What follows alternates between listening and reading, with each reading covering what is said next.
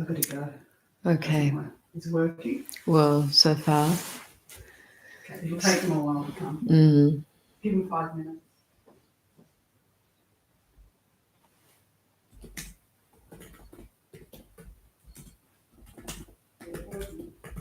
You got it? Yeah, working.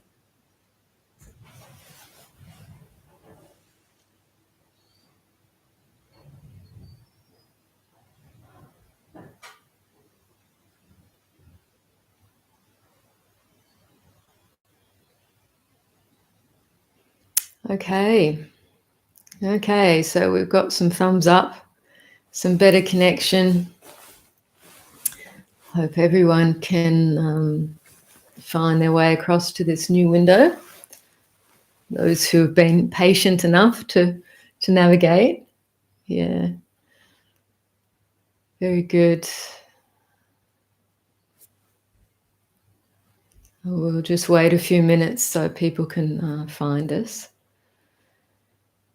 Okay.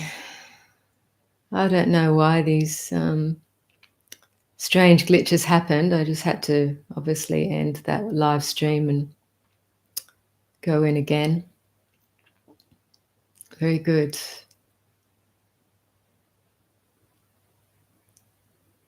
We'll just wait a little longer for people to come over. Oh, I'm relieved that this stream is working, at least for now, for a little while.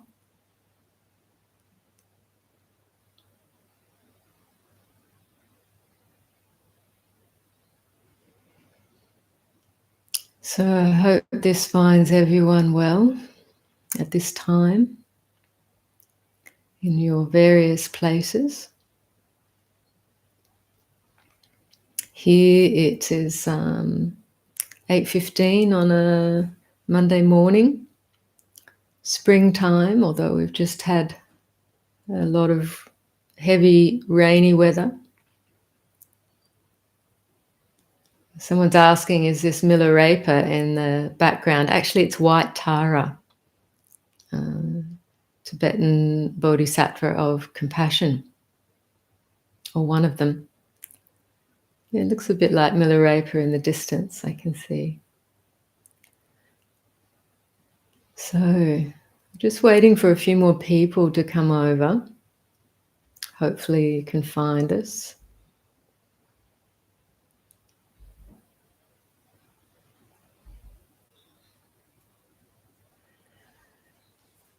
Yes, so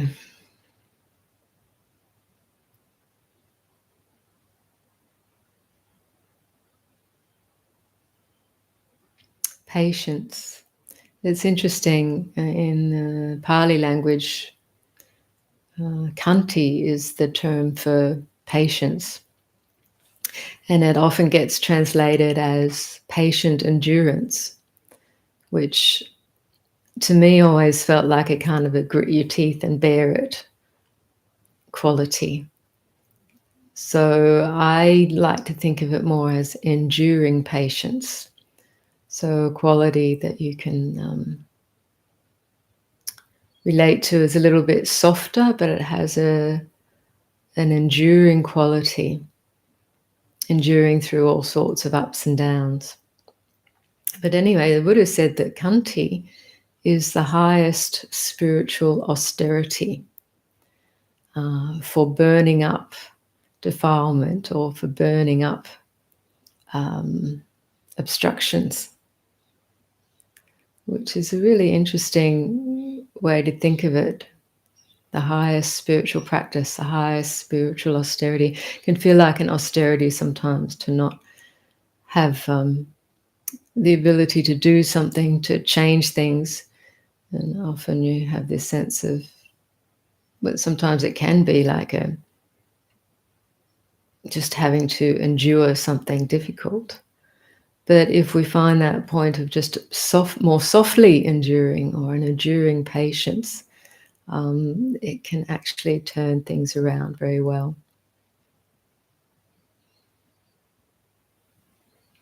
Now, I wonder if Pete Gage has found us. I don't think he's joined in yet. You there, Pete, from the UK? Others might be having some connection problems. Is anyone here already on the stream? Anyone from the UK?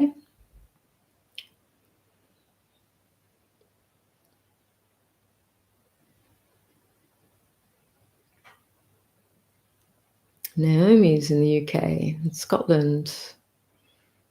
Excellent. Mutt from Scotland. West Yorkshire. Great. Well, I think I won't delay any further. I'm sure others will manage to find us again, or at least can listen to the recording if they can't tune in now. Okay, so taking the time just to tune in to where you find yourself now. Maybe initially just to tune into your immediate environment, where your body is. We're all connecting in this one space-time continuum called, what we call the internet, or the web, World Wide Web. So it's an interesting connection on that level, on the level of, it's very connected to this sense of almost universal consciousness. We're connecting in this one time across different locations, different time zones. And yet our bodies are inhabiting a particular location. Yeah, a particular location, which is very specific and individual. So it's actually helpful to recognize this, tune into where your body is now, the perception of your body. We perceive the body through the mind, through consciousness. Without that, we wouldn't have such perception. So it's a very specific, localized experience in terms of body perception here and now. So just whatever room you're in, become aware of the space around you, around your body, just in a very broad sense. And feeling the weight of your body, the elemental nature of this body. It has a heaviness. The earth element is heavy, is solid, or not always heavy, it has weight, a certain sense of solidity or hardness. The water element you can also sense in the body, that perception of liquid or moisture. You can feel the moistness in the interior of your mouth. There are various liquids, the blood moving through the body, for example. These things you can perceive. The air element is there. We can particularly notice the air element through the respiration. Breathing in through the mouth or the nostrils, and the expiration of the breath. So the air moving, the external air moving into the body, that internal air element moving out of the body. So this external and internal is very much in interchange, moment by moment, with this automatic process of respiration. So we're just reflecting here on the elemental nature of the experience of the body. The fire element is there. You can feel the warmth in your body. Yeah, if it weren't for that combustion process within this bodily construction, you wouldn't be able to survive. So the warmth within your body. And you can also feel the contrasting, say, the coolness of the air against your skin. This is the air element or the wind element. So contemplating the elements is actually a helpful way to come into the experience of embodiment. Because we tend to relate to this experience of body very much as me and mine. This is this is me, I am defined by the external shape of this body. Somehow me inside this shape. This is our,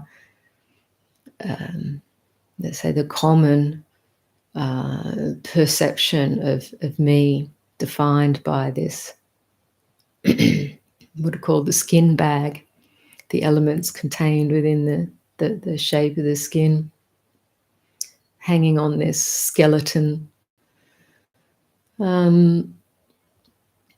But the way he encouraged us to contemplate the body was often through looking at the four elements, perceiving the four great elements: earth, water, fire, air, recognizing that this is actually how we experience the body directly.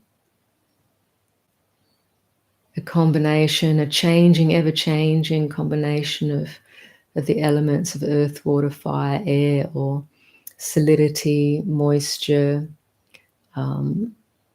warmth, coolness, respiration, and the winds, the various winds that move through the body. And he asked us to contemplate, this experience of the elements here is actually the very same as the elements externally. When we look at the grey earth or anything predominantly earth, trees, ground, anything solid externally, he said it's the same element, earth element, internally or externally. It's just earth element. Similarly for water or moisture, when we see bodies of water, lakes, the ocean, just the water coming out of the tap or the faucet in our homes, the water element, internally or externally, is just water element. The fire element, similarly, just fire element, whether we see it or experience it externally or internally. And the air element. So if we contemplate the experience of the body in this way, internal, external, the barrier begins to break down between so-called internal or external. It's just earth element. And we can even contemplate space element similarly. The external space and the internal space. It's just space element.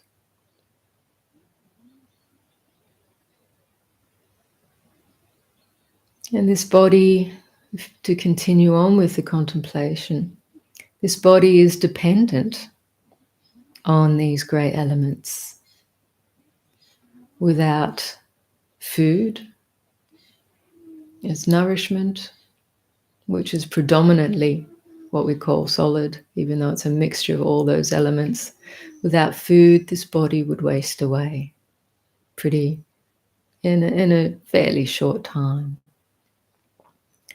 Without water, it would die sooner. Without moisture, intaking of moisture. Without the heat element, this body would stop functioning pretty soon, pretty quickly, if there's not enough heat to keep this body going, to keep this body functioning. And even sooner, if the air element were cut off, this body would die pretty quickly. So this body is so dependent on the exchange, the interchange of nourishment from the elements, as much as it is made of the elements.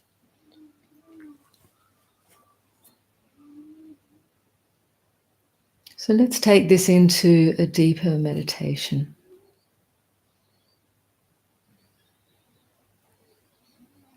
If you're comfortable to gently close your eyes, you can hear Cat in the background snoring. Yeah. Anyway, that's the sound element.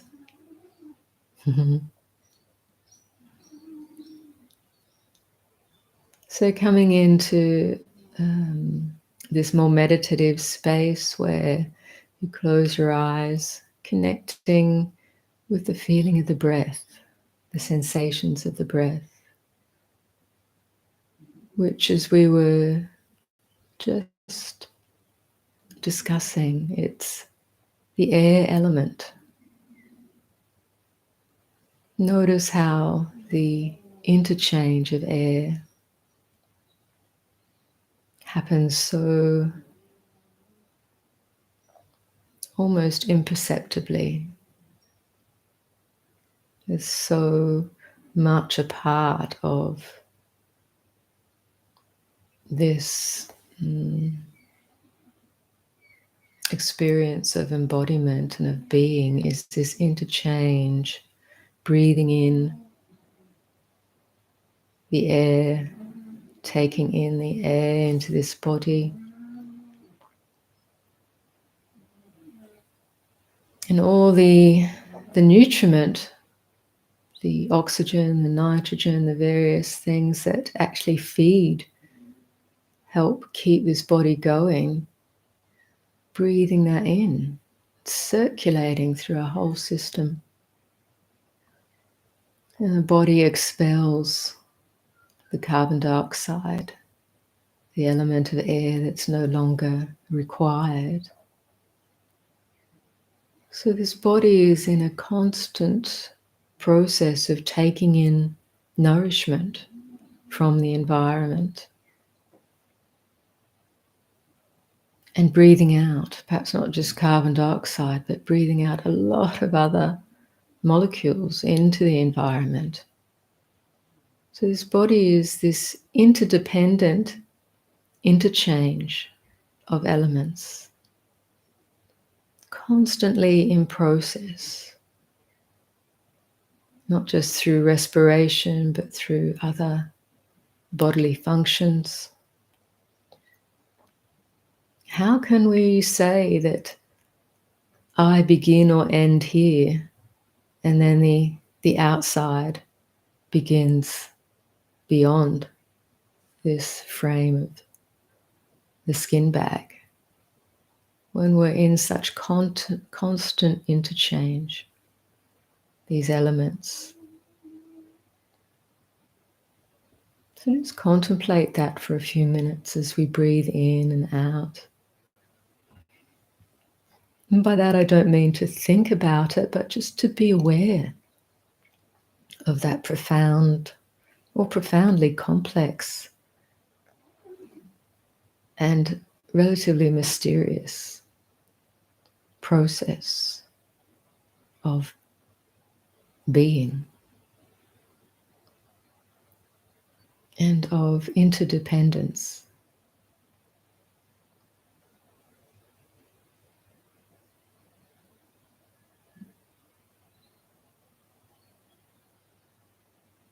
Just being aware as you're breathing in and out that this is not an ordinary experience. Even though it's so familiar to us, it's become ordinary in our habitual way of being. But when we open our minds and our awareness to the profundity and the mystery of it, we become more alive, more awake, more open.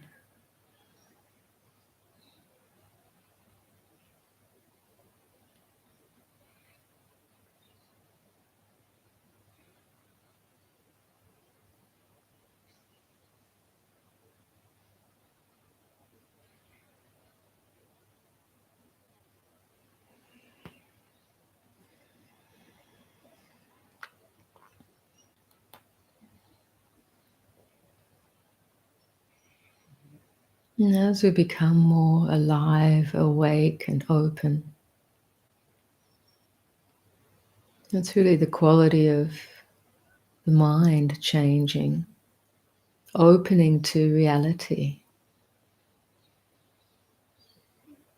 We're so often caught in this closed set of perceptions about me and who I think I am and my particular environment or my habitat, literally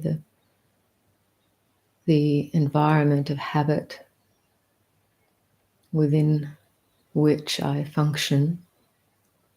It becomes so small and narrow because of habitual perception, habitual activity. So the Buddha gives us various ways to contemplate this experience that will open the mind to reality,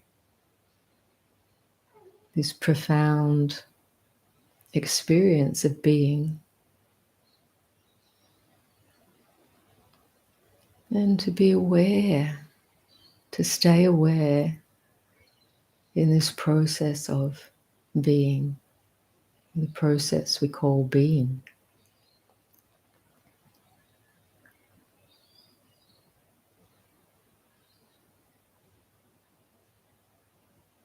You know, it's a moment by moment happening, unfolding. This experience of being is unfolding moment by moment.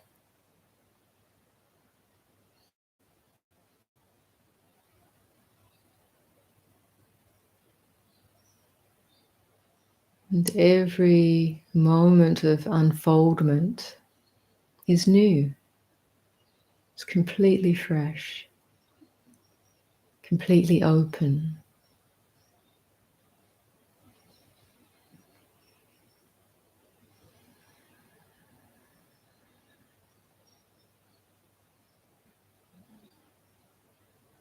In this unfolding moment, the past is merely a perception, a memory.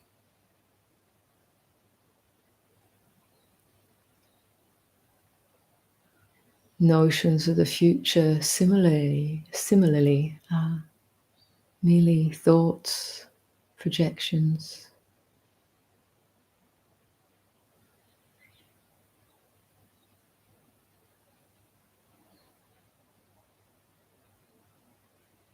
To stay with this experience of unfoldment, moment by moment. This brings us into the space of what we call awareness itself, or being, or presence, or awakeness, aliveness.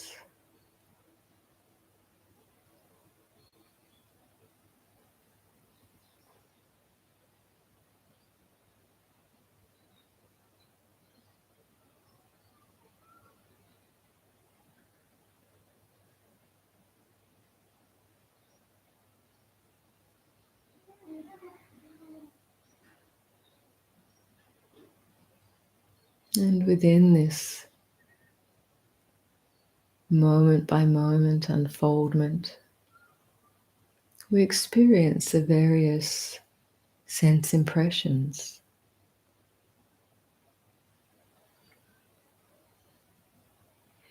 Any sounds that might appear within our immediate environment. Sounds are also a manifestation of the elements.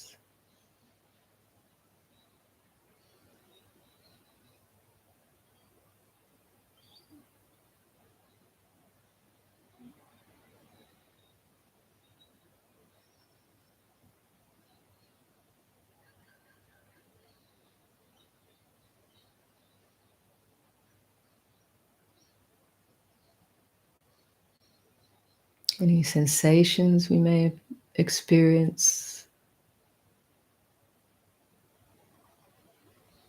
also a manifestation of the elements, momentary manifestation.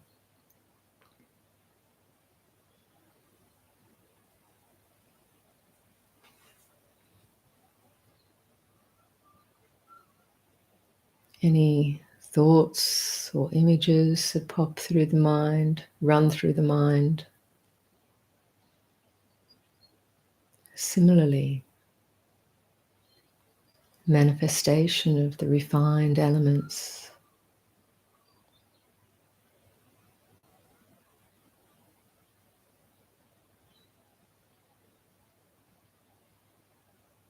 And our perception of these sensory experiences, they all depend on this element of consciousness, the knowing factor or the knowing nature. Consciousness is that which knows, which perceives.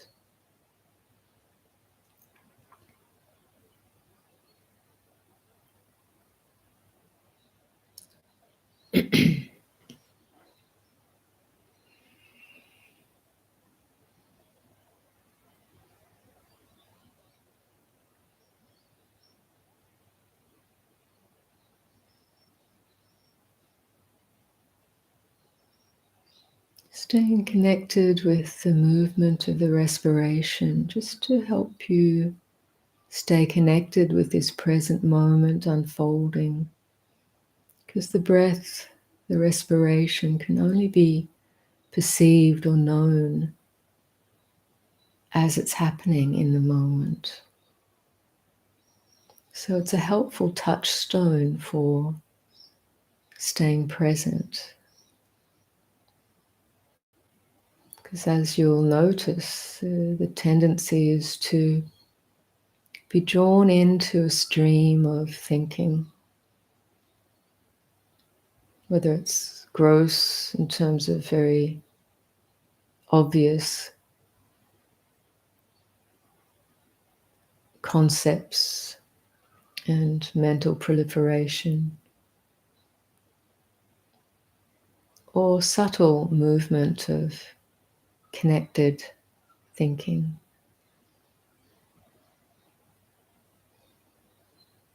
It still creates a sense of movement in the mind. See if you can just know that experience as the movement of thought. It's like a mental movement. And it fires momentarily like neurons sparking. We can perceive the movement of thought to come and go or arise and cease.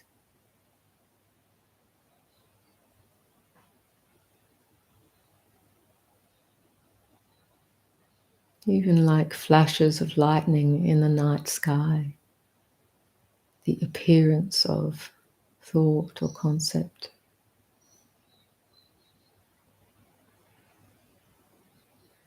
Let the thoughts dissolve, or let them be as they are, because they dissolve by themselves. Just if you recognize them for what they are, they appear and disappear.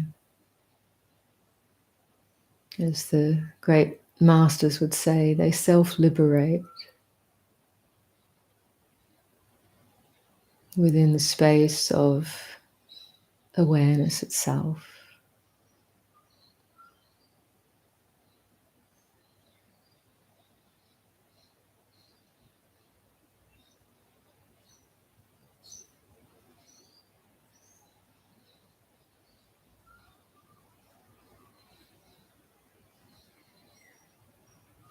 Learning to recognize this space of awareness itself.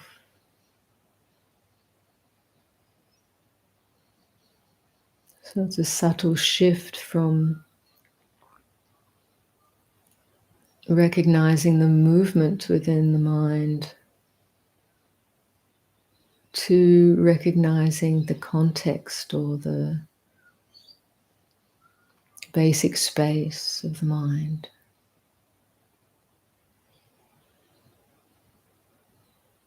Shifting attention from the objects appearing and disappearing to recognizing the basic space of awareness and resting in that, letting the mind rest, letting attention rest in basic space, awareness itself.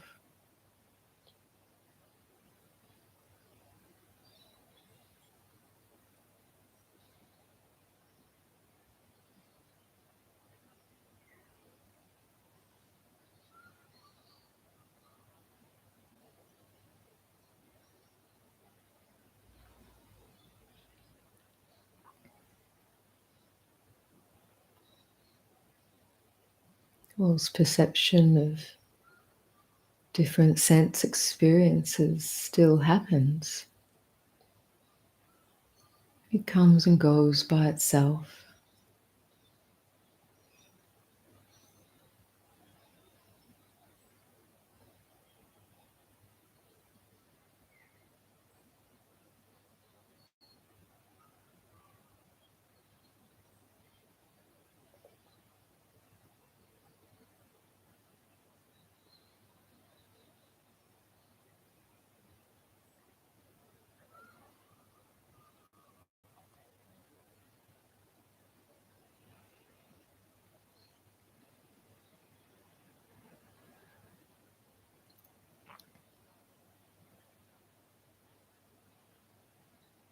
Sometimes our attention gets pulled into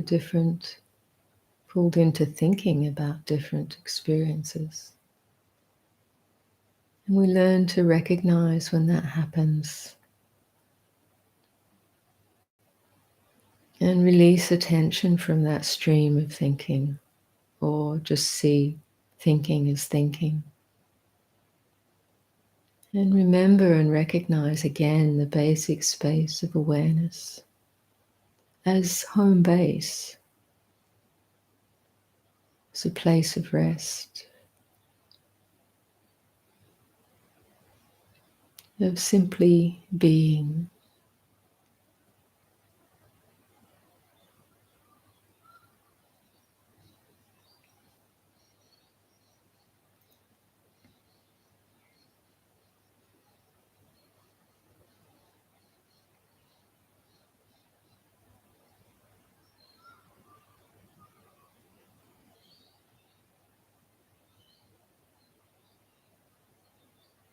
When I say as recognizing this awareness as a place of rest,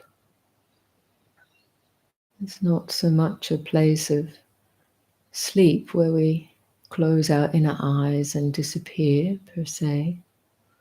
It's a place of full wakefulness. But it's not me being awake. It's just the nature of awareness itself.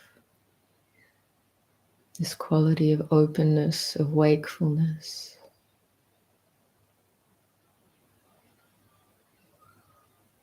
Spaciousness or boundlessness.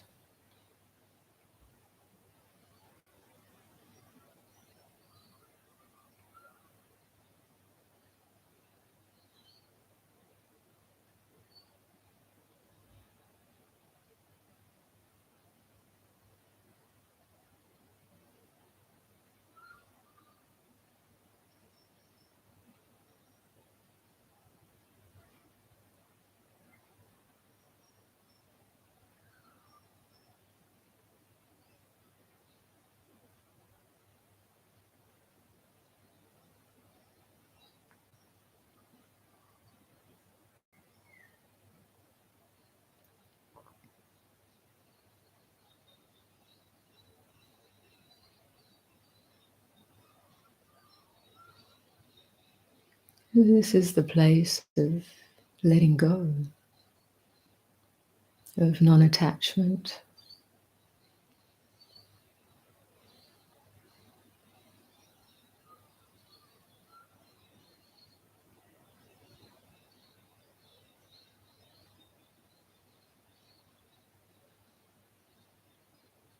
It's not a place or an experience that blocks other experience.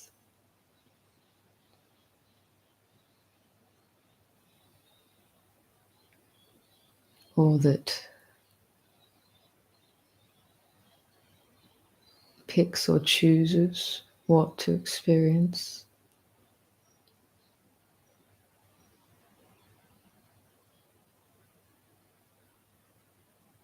Doesn't push anything away. It's really an essential openness.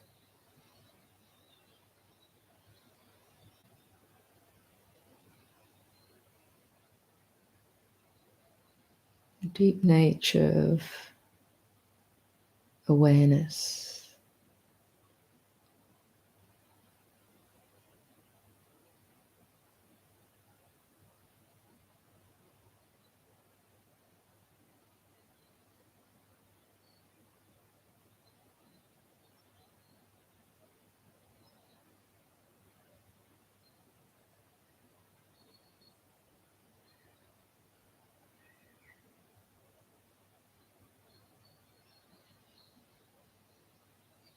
This is our practice to learn how to rest in this most essential nature of mind. And when I say learn how to rest, it's familiarizing yourself with this essential nature.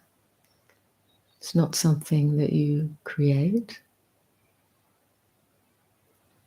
It's something that you recognize.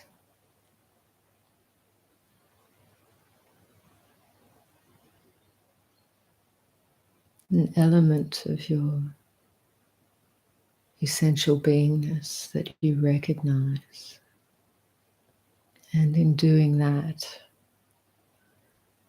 it allows the habitual clinging to habitual thoughts or other activity to release, to let go.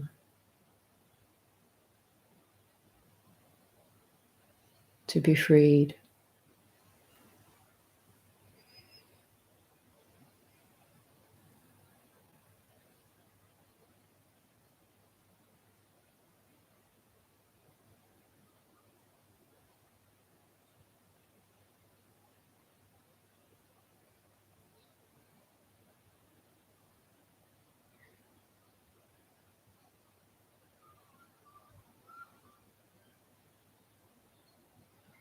And it's a place, for want of a better word, that is completely connected with reality, with the heart of all.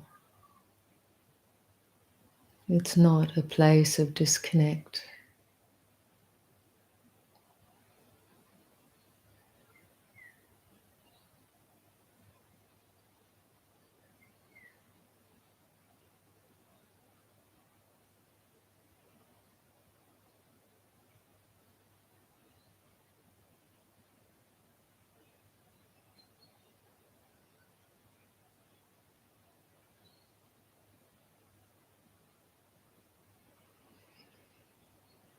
From this space is where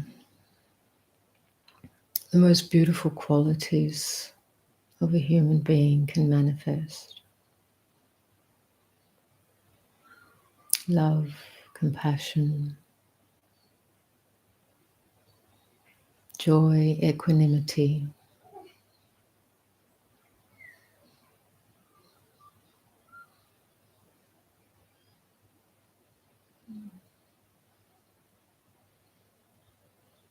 The sense of oneness and connectedness with all of life.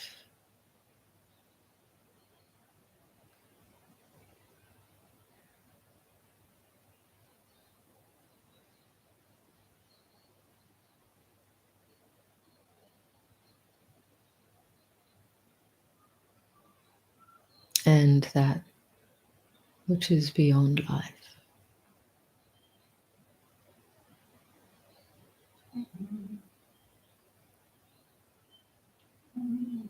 Meaning the unmanifest. Not only the manifest, but also the unmanifest. Which isn't two, which is not two anyway.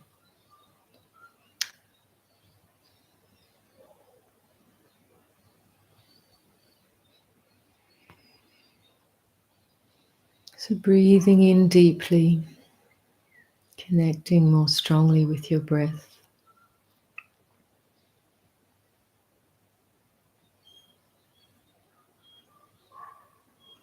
Coming back into the space of relational communication. It's not a separate space, but a dimension of that same basic space of awareness where we can relate more on the manifest plane of things. So in your own time, coming back into this space of the live stream,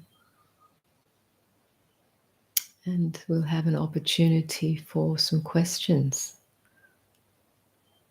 over the next half hour or so.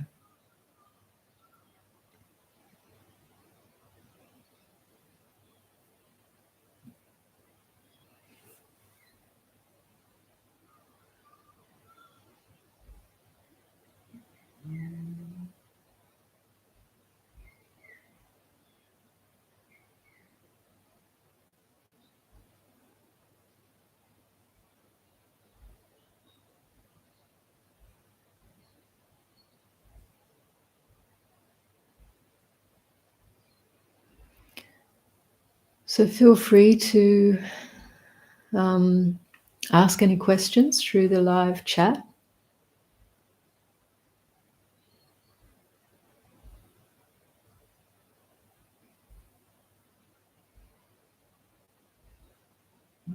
I'm just scrolling back through the chat, see what was come in.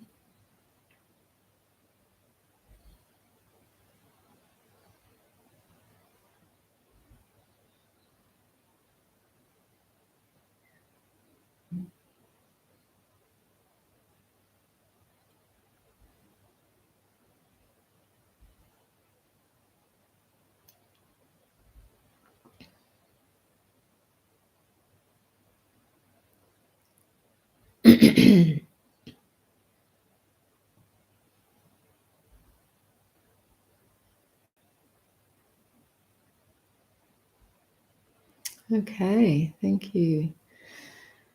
Do I have a favorite teacher? Oh gosh.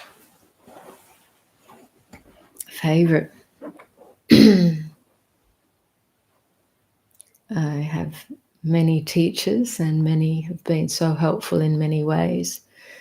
In perhaps my early monastic years, Ajahn Chah was a great inspiration and still is.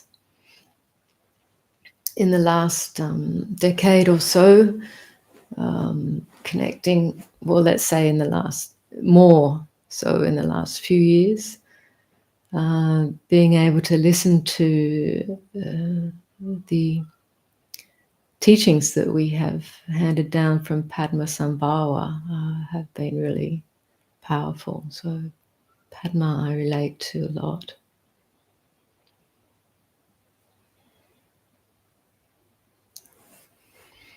Someone mentioned Ramana Maharshi. Yes, of course, so many teachers, Nisargadatta, Ramana Maharshi, my live, still live, one of my still live teachers, Ajahn Sumedho. Many have been helpful.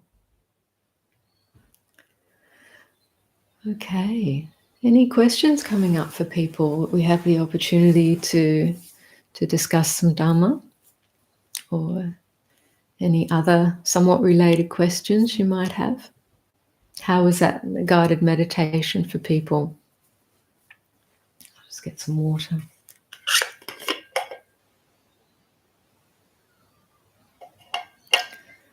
Someone said maybe something on the Kana states, but I think they mean jhana states.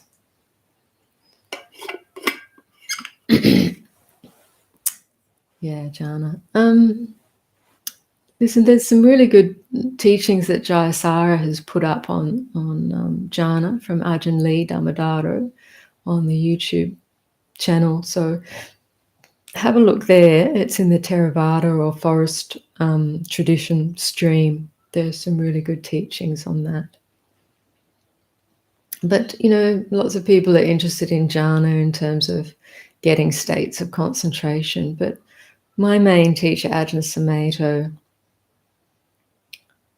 never really didn't use that term much, and neither, from what I understand, neither apparently did Ajahn Chah very much.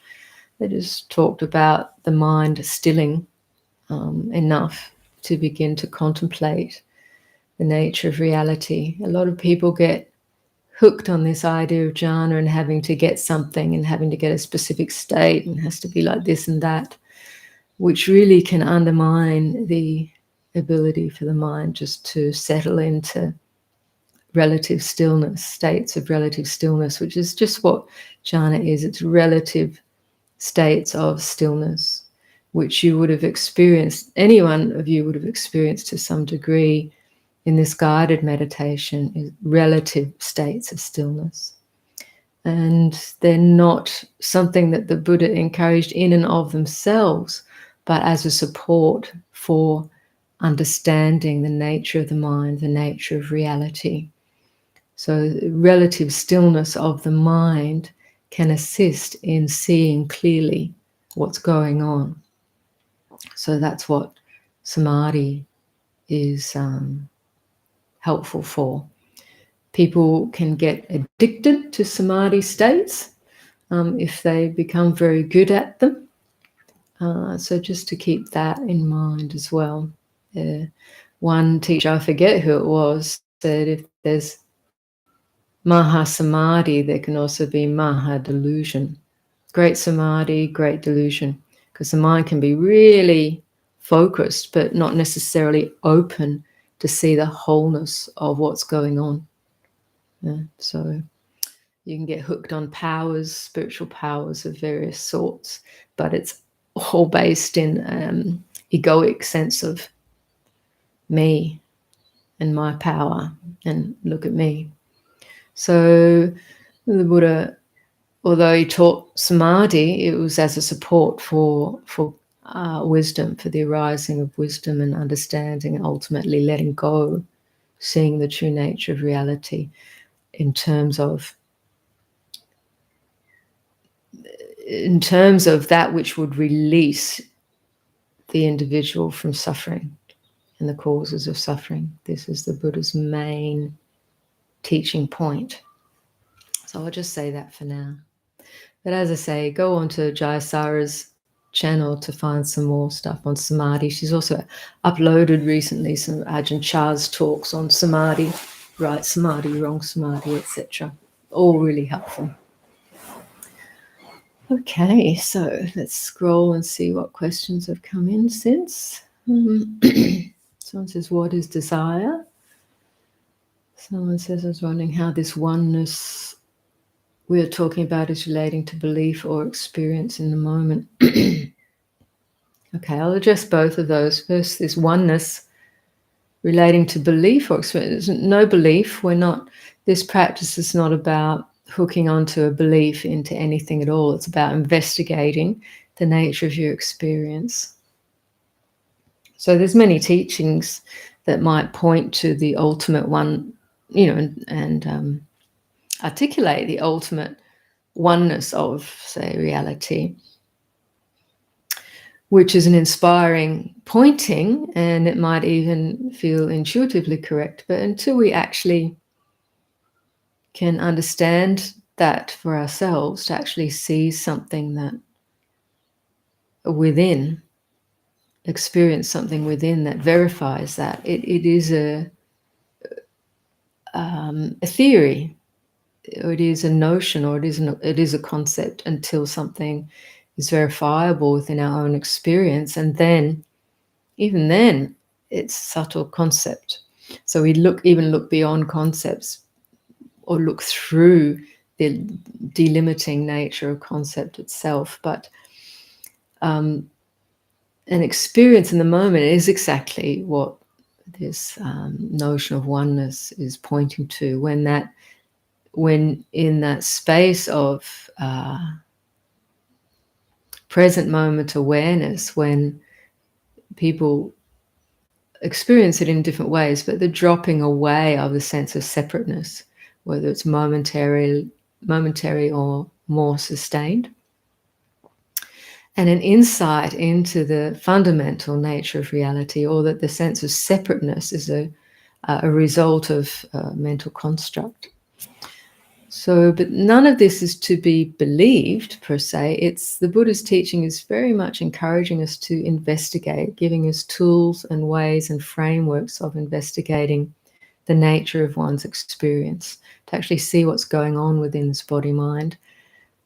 And as I said earlier, with the specific orientation of recognizing how suffering is created, how it comes to be within, and how it is released within our own experience. So, what is desire? So we can turn that question inwards. Each of us right now, we can ask, what is desire? We all know what desire is actually on the experiential level. Desire is something that motivates us to act in a way, or to move, isn't it? Whether internally or externally, mentally, physically, emotionally. Desire is a mental state. Desire is a mental construct, and it moves the mind, and it tends to, in my experience, I'll talk from my experience, it'll tend to lock on to a so-called object. And it's a mental object, even though we might experience it out there. You know, the gross example of seeing a piece of your favorite food or your favorite cake or whatever, and you're hungry, and so you think, I want that, you know, because of this basic condition of hunger and a memory of pleasantness, a memory of a pleasant experience in relation to that object, what you've identified. Then you know, the desire for the pleasantness or to relieve the hunger locks onto that object. And if we're not very aware, we're just driven by that. We just act. So desire is something that controls us if we're not aware, if you like. We will just be pulled around like what they call a cow with a ring through its nose. It's just pulled around by whoever's dragging it in any direction. But with awareness, we can start to contemplate this experience of desire as a mental construct, and how we experience it in the body-mind. And we can start to contemplate, is this a wholesome desire? Is it something that's going to harm anyone if I follow this up? Harm myself or harm another? This is the way the Buddha encourages to contemplate. If my action upon this desire is going to lead to some kind of harm, like say I desire what someone else has got, that little red sports car that the neighbour's got, for example. If I desire that to the point where I'm going to contemplate stealing it, then obviously that's really unwholesome. There's some serious karma involved in that. And it actually doesn't satisfy one in the end. This is the ultimate contemplation. But anyway, to contemplate, if I act on this desire, is it going to bring harm to myself or another? If so, Buddha said, learn to let it go. It's not helpful for anything. If it's harmless or if it's going to bring benefit for oneself or another, it's always both, not just oneself, not just another. Benefit has to be both ways. Then it's okay to follow, but in full consciousness, full awareness. Because the full awareness bit then allows us to see this mechanism, how it does drag us around into creating karma, action. Karma is action, and action always has some kind of result in present time and in ongoing reverberations. So for better or for worse, every action that we perform, it's creating, it's either recreating our environment or affecting our environment internally and externally. So this is a profound law of nature that we also need to come to understand. But, you know, we're not actually, even though it can be very hard to unhook from desire, it's not something that is beyond us. And awareness itself and contemplating the limited nature of desire and acting upon it can actually help free us from any, we can call it addictive behavior. It's not just talking about drugs or alcohol or other recognized forms of addictive behavior, but actually just being controlled by desire itself. So when we start to understand desire as a mechanism, we can find freedom from it. You know, so we can truly see it for what it is, and this is at the core of the Buddha's teaching. That you know, for the fully enlightened person, they're freed from greed, hatred, and delusion, or freed from the snares of greed, hatred, and delusion. They so thoroughly understand the movements of the mind that are affected by greed, hatred, and delusion, and they know that involvement in that or identification with such things just lead to dukkha or suffering. And so they're no longer fooled by that. So they're able to live more freely and act more freely in the world for the benefit of beings. So that's a brief discussion of this word desire and different kinds of desires. It's not saying all desire is bad. You know, desire is required to do anything. Desire to lead this live stream, hopefully for the benefit of people. If there wasn't that desire, we wouldn't be doing it. So there's desire for wholesome things too. So it's a mind that understands what's going to be wholesome and helpful and what isn't.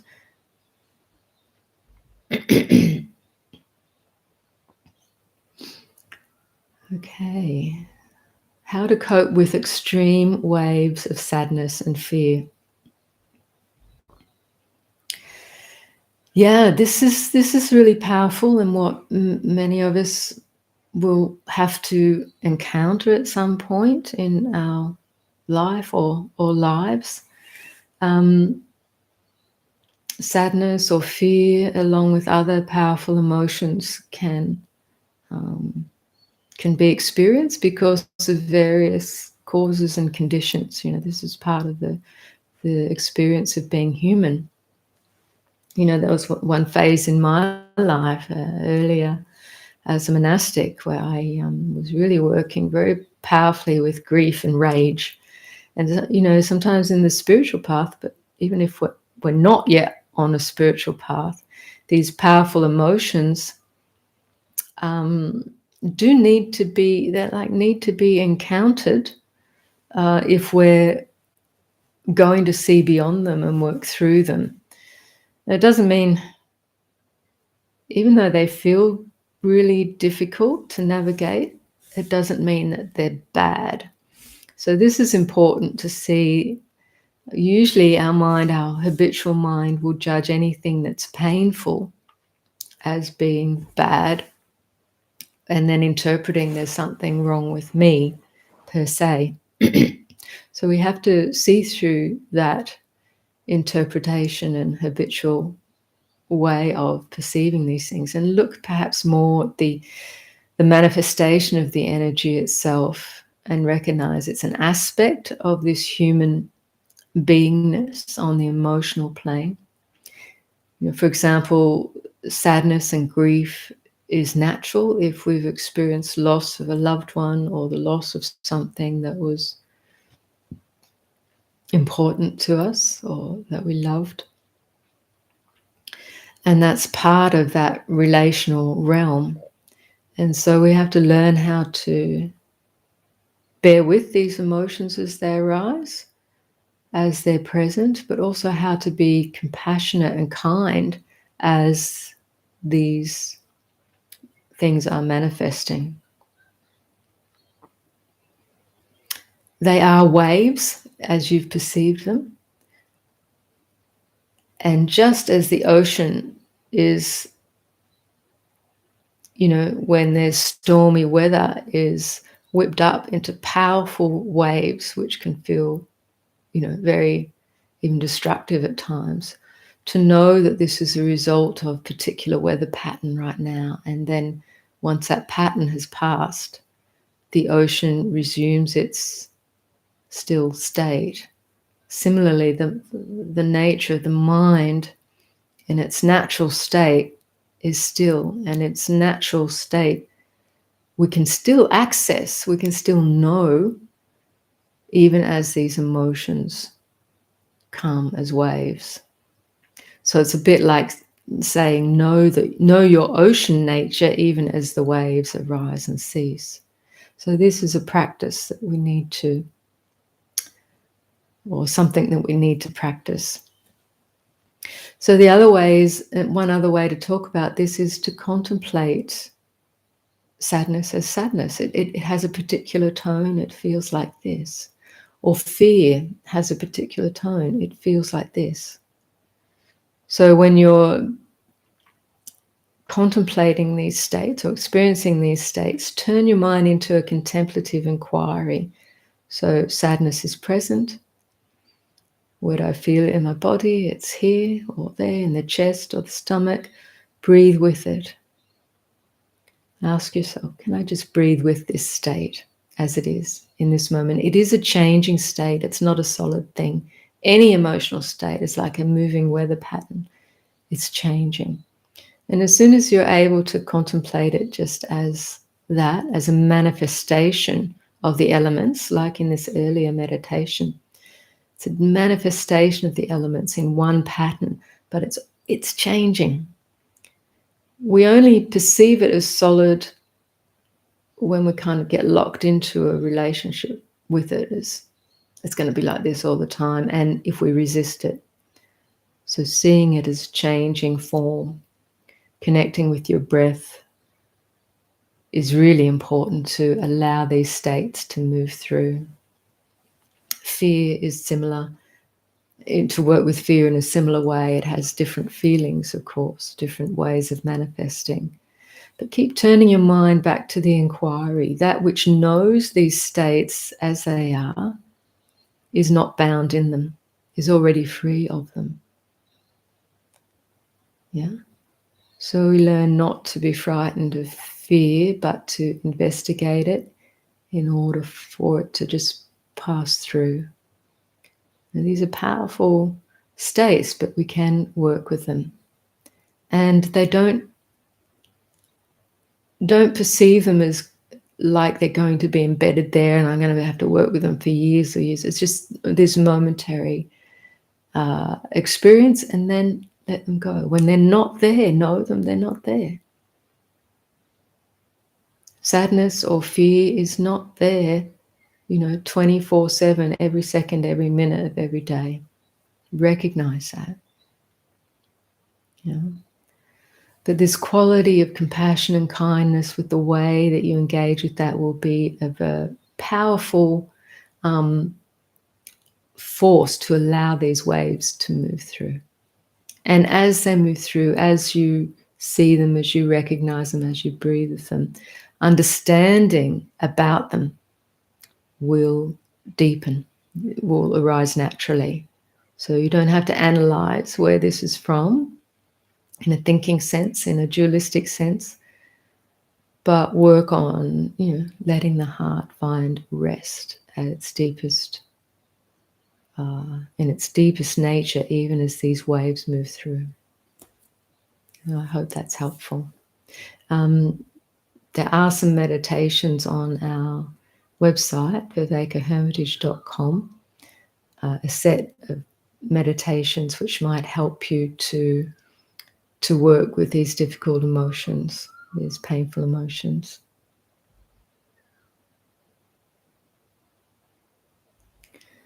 I just scroll through to see what other questions. How do I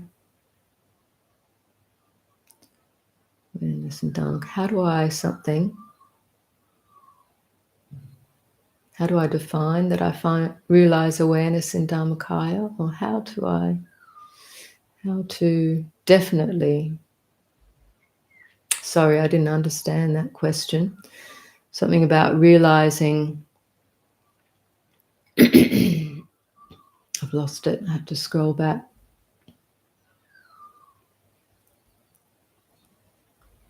Sorry, there's so many questions come in, I've lost that question. Please be patient with me.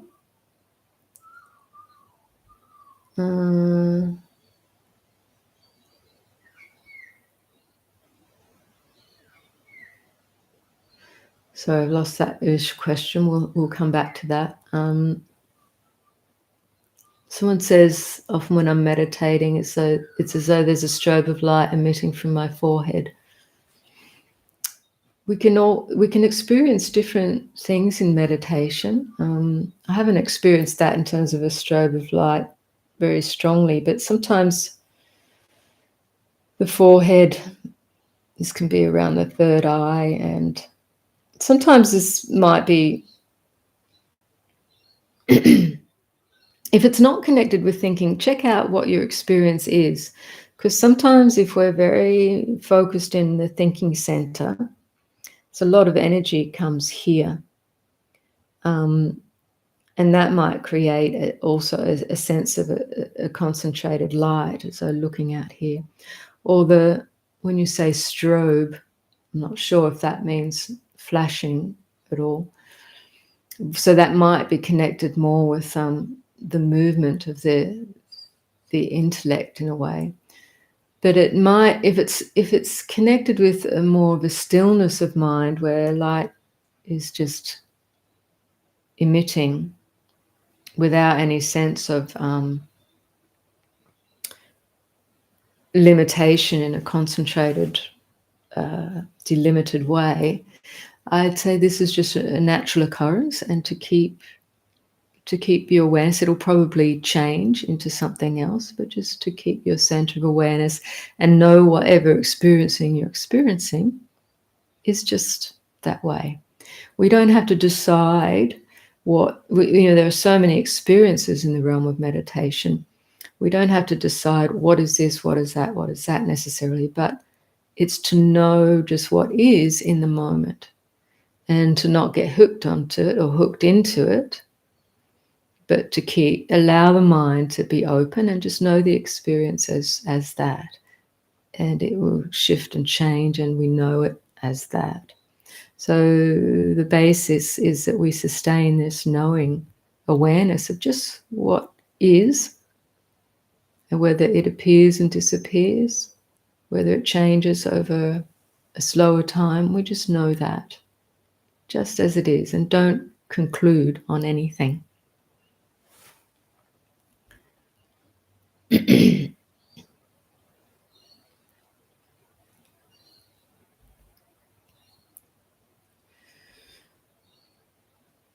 Okay.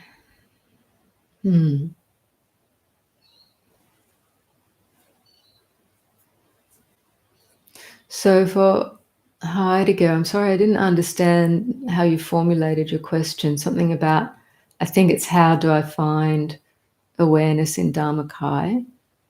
Perhaps if you could type a little bit more, I'll be able to answer that better. And in the meantime, I'll just go to some other questions.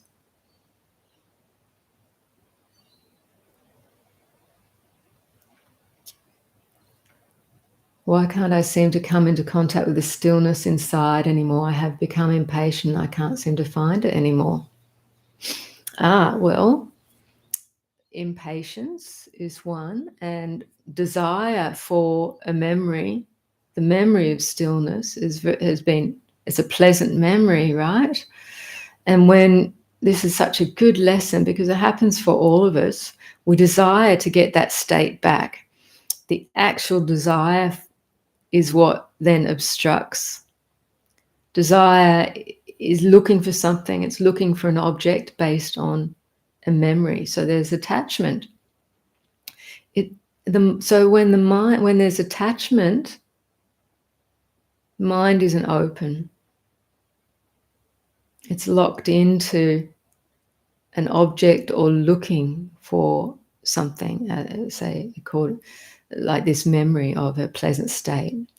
Now, this happens for meditators because we drop into places that are very pleasant, and then we tend to want to try and get that back, and we want to retrace our steps, do what I did before, and I can't get it back. But just look at the desire for something pleasant. This is one of the basic, most powerful lessons in meditation, or the things we might have to learn in meditation is our chasing of pleasant experience, or our searching for pleasant experience, and our resistance to and aversion for unpleasant experience, whether it be what we call meditative or supramundane or just mundane on the sense level. Desire and aversion, it works in the same way. They're both forms of tanha, or desire, wanting and not wanting. And this is the basic obstruction to the mind resting into its true nature, where you discover natural stillness. Yeah. So look at the desire. See the desire manifesting and just recognize it and let the mind be open. Following desire, as I was insinuating before, implying before in the question about desire, following desire, even if you get the so-called object that your desire is locked onto, ultimately it's not satisfying. It may be pleasant for a moment, but it doesn't satisfy this desire thing. Desire reappears. So we have to start to understand this mechanism. How is desire appearing? How is it coming into being? And how is it sustained? And how can it be released out of? These are the four truths that we have to recognize, these four noble truths, we would have talked about them as, that can release the mind from ignorance and dukkha, suffering. So very, very essential. So trust that this stillness is naturally available. Desire just gets in the way when we don't see it. Right? So we can be aware of desire and recognize, that's leading us down some other track. What is letting go? It's recognizing and just letting be. You don't have to hang on to desire. If you don't hang on to it, if you don't try to, tag it and squeeze it, try to get something out of it, it disappears, and then you will find that natural stillness.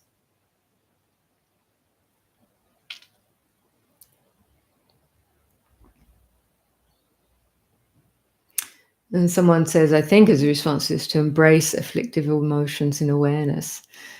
That's right. That's another way of putting it. It's like, don't embrace afflictive emotions. I mean, if you're aware of afflictive emotions, What does embracing mean?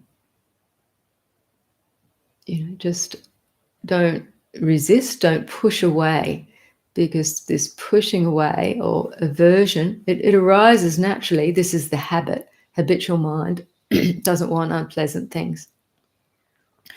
When you see that aversion, recognize aversion. And in that recognition, there is an openness and acceptance. And in that openness and acceptance, things dissolve pretty much on their own. Kiss the toad. Yeah.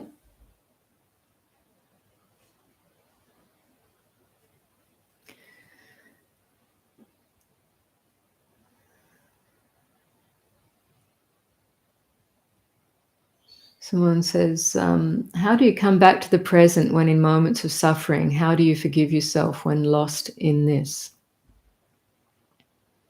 Again, my meditations on our website addresses some of these things around how to forgiveness, etc., and openness of mind, having acceptance or kindness, compassion towards all states, how we can come into that space of mind just very naturally. Coming back to the present when in moments of suffering. Actually, the moments of suffering are in the present. So breathing with them, because there's subtle resistance to suffering. That's part of our habitual reactivity that keeps us locked in to suffering. And until we see that resistance, we can't unlock or settle out of it. So recognize the resistance, the suffering present. When you recognize the suffering present and breathe with it, that releases the resistance. When you perceive that, then you recognize the transience of those experiences of suffering states, of any state, in fact. And right in that is the heart of forgiveness as well. There's no one, choosing to get lost or going off the path. There's no one to forgive in that sense, but we get locked into ideas of resentment and negativity. But they're just ideas that shape the mind, that shape our experience. And ultimately, when we see that, it's all just dissolves, and forgiveness is part and parcel of the relief that comes.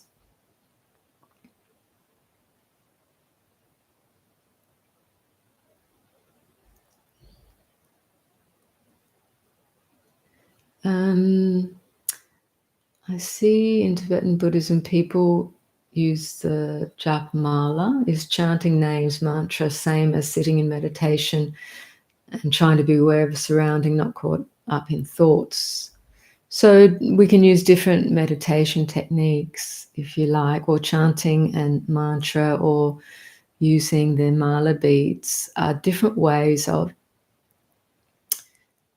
one, staying present in the moment, the mala beads, feeling the touch of the bead and counting mantras, you kind of staying connected to this present moment. The mantras chanting can be evocative of particular wholesome qualities as represented in visualized deities. For example, that white Tara is the Bodhisattva of compassion. And there's lots of different details that go along if you've learnt to visualize particular deities, and they're usually all of wholesome qualities. So basically they're like memes that you've learned to bring up these wholesome qualities in the mind and learn to recognize and rely on compassion and wisdom and patience as you're doing this. So this can be such helpful, let's say, ways of meditation to strengthen the mind in wholesomeness. And as my local Kempo teaches, for as long as you're engaged in these kind of practices, you're not actually engaged in any habitual kind of negative thinking. So it's good. It's developing wholesome tendencies, or at least holding the mind in a way that's giving it a bath in wholesome tendencies and devoid of the unwholesome for the time. So in that way, it's the same as meditation.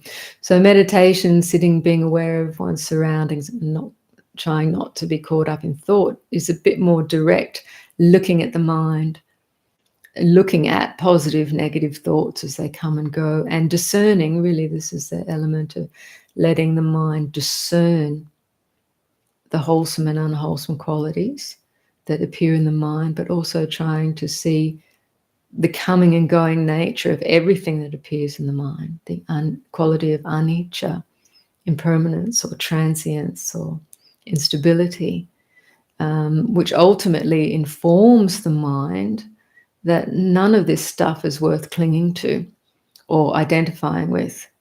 It's really just the conditioned stuff of the mind that comes and goes. And when that wisdom strengthens, dawns and strengthens, it has a powerful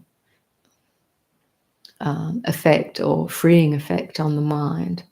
It cuts through attachment, cuts through delusion. So this is the path. So, do you think the ego likes both pain and pleasure equally? It can do, strangely. Well, even if we're not masochistic, there's a certain sense of identity that can be found in identifying with painful feelings or resisting painful feelings. So the ego, what we call the ego, is really just the tendency of the mind to identify, to find identity in particular experiences or any experience, right? And strangely enough, in the spiritual path, this sense of self that's developed around fixed experiences, which are kind of like a collection of mental constructs by which we identify, oh, this is me and mine. When faced with letting go, or the possibility of letting go, what we call this small sense of ego or sense of identity seems to prefer to cling to even that which is suffering rather than just let go into the openness. So it's this interesting but strange phenomenon. We all recognize this. We all have to come into a place of recognizing this, that not we, but the ego construct will cling to that which is suffering rather than this idea of letting go into no thing or not clinging to any particular thing. Why is that? It's just the nature of ignorance. It's just the nature of delusion, this clinging. It's an interesting phenomena. And we all have to grapple with that in the spiritual path. But I think the same principles apply of compassion and kindness. It's not so much of trying to, at least in my experience, if I perceive this clinging, for example, as negative and try to pry the mind off it or get rid of it somehow, it doesn't work. But if I approach it through just clear seeing, that if one discerns the clinging, one immediately also discerns the dukkha in that act. It's like the closed hand. And if one recognizes dukkha, and this is the doorway of dukkha into the Dhamma, if you recognize that as dukkha, it's like there's a natural recognition of, oh yeah, the pain is due to holding this hot coal in my hand. I've seen that now. And naturally, the hand opens to drop it once it's understood that this action is painful. It's a very deep habitual activity of mind. So maintaining the sense of kindness and compassion, which has a sense of openness and acceptance, allows a clear seeing, and it helps with seeing clearly and letting go. But yeah, it is a strange phenomenon. The ego clings to pain as much as pleasure. And the clinging is also in the resisting the pain. That's the thing. We always think clinging is to do with something I like, but actually bhava tanha, vibhava tanha are two forms of tanha. Bhava tanha is becoming, wanting to become something or get something. Vibhava tanha is wanting to get rid of something. So looking at our relationship to the painful will disclose this activity, this resistance. Just plugging in for power. I'll take just a couple more questions. We've gone on for a little bit. I've gone on for a bit.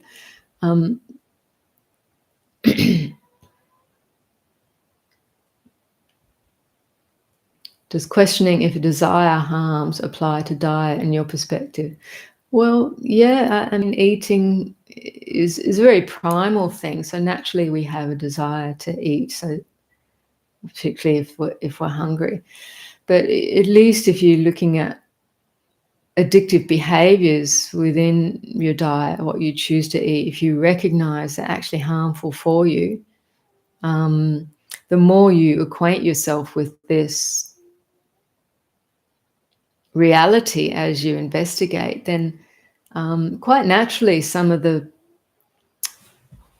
let's say, more harmful habits can drop away, or you might decide that I need to stop indulging in that, like stop indulging in the chips or the chocolate or the ice cream, because you see directly maybe it's just not good for this body. I have effects from that are harmful or painful in other ways. So keep opening your mind to the wholeness of this, the wholesome or unwholesome effects, the harmful or helpful effects of things.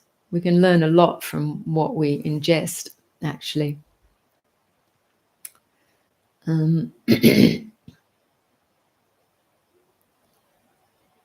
So, where are we? This thing keeps jumping around.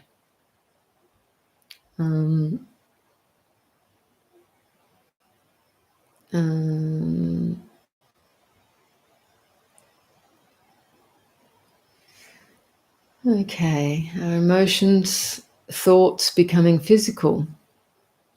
I don't know.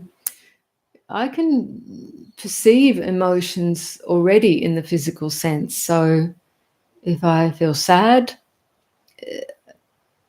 it has an effect in my body immediately, and I can notice where in the body. Some people don't notice the body connection so easily, but you can train yourself. So just ask the question, if you experience an emotion, first recognize what is it: fear, sadness, even joy, anger, the obvious four. Ask yourself, where do I feel that in the body? You'll feel it somewhere. The body has an immediate reaction or corresponding physiology to the emotion. So just check that out. Where is it? Anger, for example, I might feel really, my breath freezes, there's contraction in the body.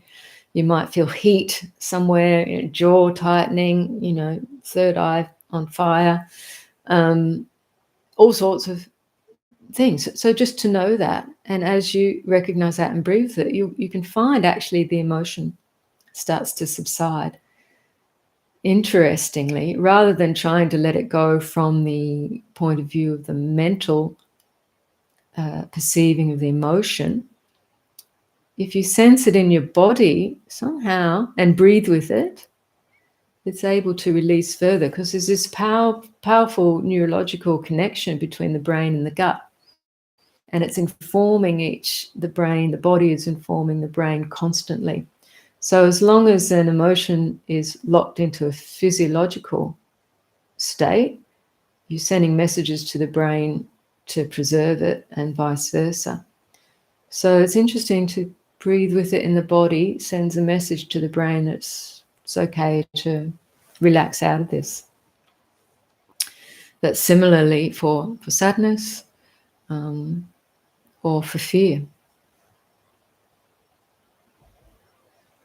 The bright emotions, joy or excitement, is also good to recognize. Often you become ungrounded in those states and the thinking mind can spin out. So coming back to the breath can help ground that energy.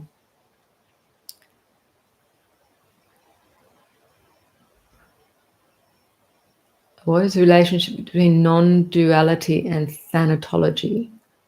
I don't know Thanatology. I'll have to look that one up. Come back to you another day. Do you experience heaviness during or after meditation? Sometimes I can. So just know the feeling of heaviness is heaviness, or as earth element. Feeling of heaviness or perception of heaviness is connected with earth element, weight, solidity. Just breathe with it.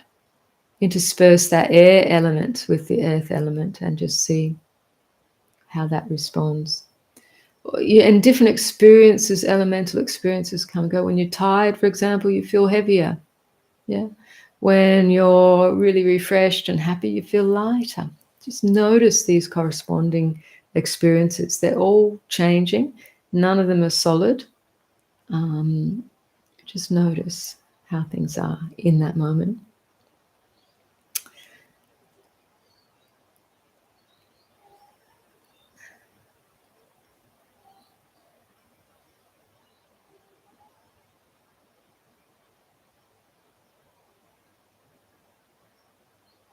Okay, is there a self that needs forgiving? Ultimately not, but forgiveness is a very powerful mind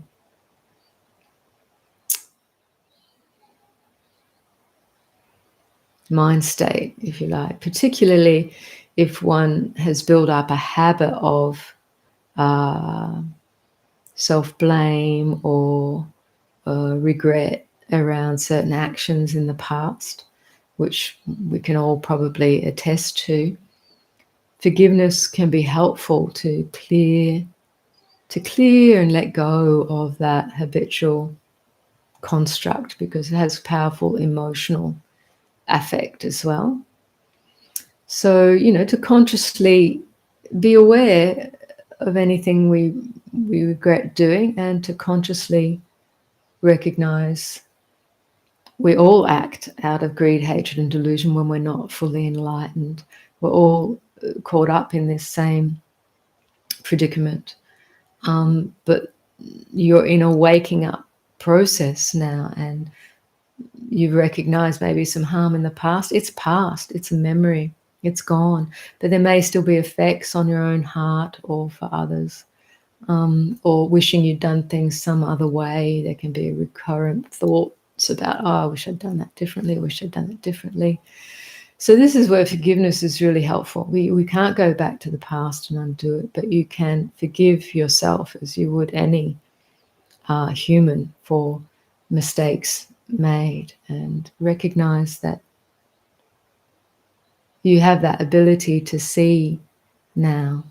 And this is where compassion, white tara, is so helpful. Just to let go. We have to forgive everything in the end. Forgiving is letting go. Forgiving is resting into openness and love, which are aspects of our true nature.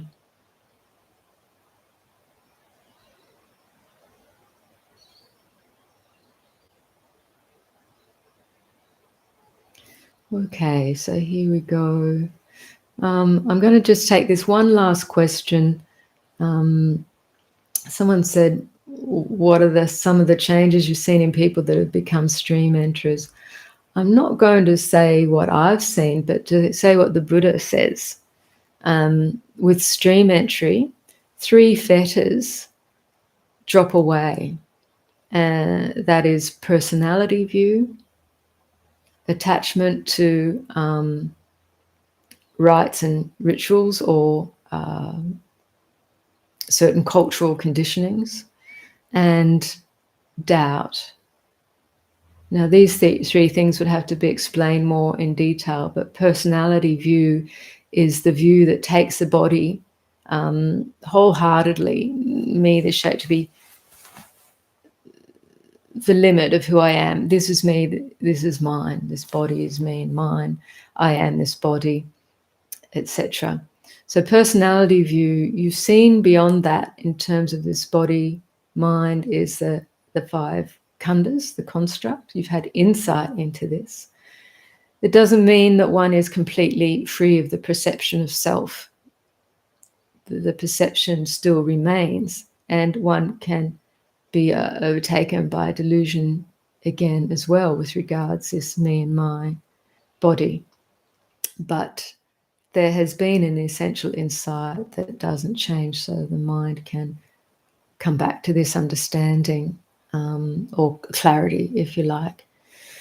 The doubt is about the nature of the path and the nature of the conditioned and the unconditioned, conditioned phenomena and the deathless reality. There's been insight into that, even though, again, as I say, there is still delusion which can come and influence the mind, and there's still attachment with regards to desire and aversion playing out. But there's something which knows, well, there's that which knows that these are unwholesome and will continue to practice to free the mind from these things. Yeah. So that's what the Buddha says, these three fetters no longer fetter the practitioner, and they're bound for full awakening eventually in no more than 7 lifetimes. Now, lots of people like to try and identify whether they're stream enterer or not. This is probably not worth engaging in, and if you see the mind trying to figure it out, am I or am I not, it's probably more just the play of the ego. Wants to be something, wants to have gotten something, wants some assurity. So this is the mind that probably is not released from doubt. So don't try to identify yourself as this, that, or the other. The mind that tries to identify in that way is not the mind that knows release. Keep trusting in the process, trust in the practice, and just know that the whole of the path is right here and now. It's not something you have to get in the future or something that happened in the past that puts you in a place of assurance here and now. The whole path is here and now. Reality is here and now. So whatever is appearing in the mind or occurring in the mind, know that and be sure of that. That's what this path, this is the unfolding path. Yeah. So I'll finish there for today. We've gone on a bit longer than usual, but I hope that's all been helpful for everyone. And apologies for the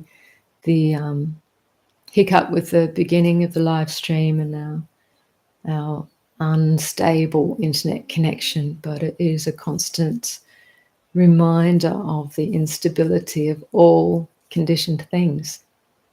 And thank you for your patience. So we'll see you, Venerable Jayasara, Seminary Jayasara, we'll see you in 2 weeks' time, and we'll post the date and time of that on our website soon. It'll come up on the Wisdom of the Masters YouTube site closer to the time. But we'll do it at the same time, this day, this time in the next fortnight. Okay? So thank you everyone for your presence and your practice. And blessings, be well, and bring blessings into this world with everything you do. Bye for now.